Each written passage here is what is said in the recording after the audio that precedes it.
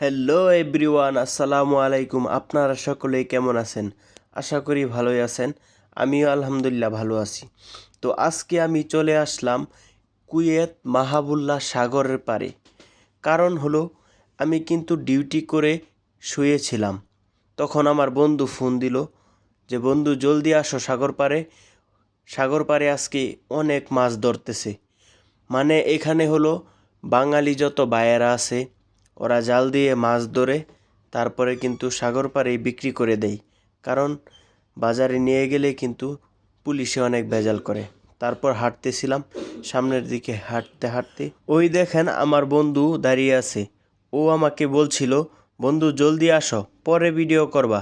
কারণ এখানে মাছ ধরার সাথে সাথে কিন্তু মানুষ মাছ ধরে জলদি বাসার দিকে চলে যায়। এই কারণে কিন্তু মাছ পাওয়া যায় না। ও কিন্তু অনেকক্ষণ যাবৎ এই মাছগুলো জাল দিয়ে ধরার পরে ও এখানে বসে বসে জমাচ্ছিল। কারণ এখানে মাছ ধরার সাথে সাথেই মানুষ কিনে ফেলে। তারপর শুরু হলো দামাদামি। তো ওই কাকুটা মাছের দাম বেশি চাচ্ছিল, এই জন্য কিন্তু আমি কিনি নাই। তারপর চলে গেলাম আরেকটা কাকুর কাছে। ওই কাকুটাও মাছ ধরছিল, বেশ ভালোই মাছ ছিল ওনার বালতিতে। তো আমি ওনাকে বললাম যে কাকু আপনার মাছগুলো প্রায় 1.5 কেজি মাছ হবে।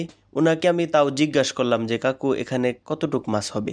উনি বলল যে কাকু দেখো এখানে 1-1.5 কেজি মাছ হবে, তো 1 টাকা দাও তুমি। কাকুকে বললাম যে কাকু দেখেন 1 টাকা দিতে পারবো না, আমি লুজ দিনার দিব।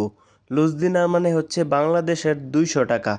তো কাকু তারপরও দিচ্ছিল না। তারপর আমি কাকুকে 750 পয়সা দিলাম, মানে হচ্ছে বাংলাদেশের 300 টাকা। তারপর মাছগুলোকে রুমে নিয়ে এসে অনেক কাটাকাটির পর যখন ভাজলাম তারপর খেয়ে দেখলাম অনেক সুস্বাদু হয়েছে।